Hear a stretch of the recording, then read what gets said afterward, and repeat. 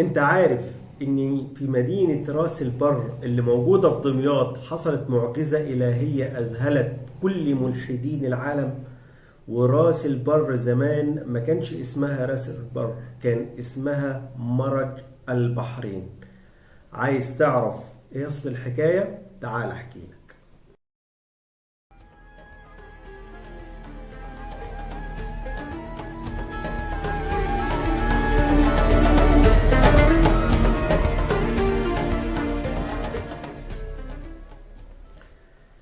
مدينة راس البر كان اسمها جزيرة دمياط، ولما زارها المقريزي المؤرخ المعروف سماها مرج البحرين، وهو مقتبس الاسم من القرآن الكريم من سورة الرحمن. بسم الله الرحمن الرحيم: مرج البحرين يلتقيان بينهما برزخا لا يبغيان فبأي آلاء ربكما تكذبان. صدق الله العظيم. الآية دي موجودة فيها قمة الإعجاز اللي ممكن تشوفه أنت بعينك في مصر لو رحت زرت مدينة راس البر، لأني هناك موجود هي جزيرة على شكل لسان.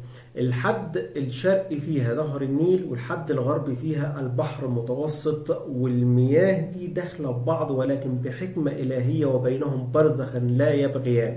يعني على سبيل المثال في الفنار اللي هو بيضيء للسفن وهي ماشية، واحد موجود باسم فنار راس البر وقصاده على طول فنار دمياط. السفينة تشوف قمة الإعجاز، سواء مركب صيد أو سفينة، هنا ماشية بهدوء اللي على مياه نهر النيل.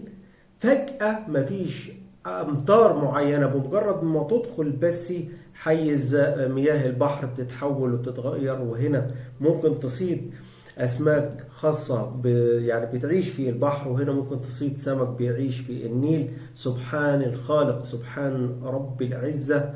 يعني هو في قمة الإعجاز اللي خلينا نشوف بعينينا الآية الكريمة بتتفسر على أرضنا الحبيبة مصر.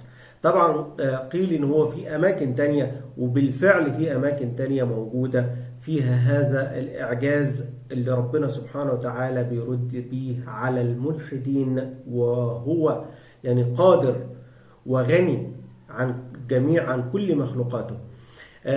مدينة راس البر اتحولت من مدينة مرج البحرين زي ما كانت بتسمى إلى مدينة راس البر، وده بسبب موقعها الجغرافي على الخريطة المصرية، لأن هي أول مدينة بتطل على ساحل البحر المتوسط، واخدة شكل اللسان الممتد من اليابس إلى البحر.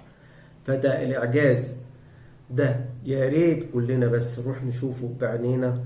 احنا مش للتفسير ولا انك انت تتيقن من حاجة، ولكن ردا على هؤلاء المشككين والملحدين في قدرات الله عز وجل، فهو الخالق والبارئ والمصور والمحيي والمميت.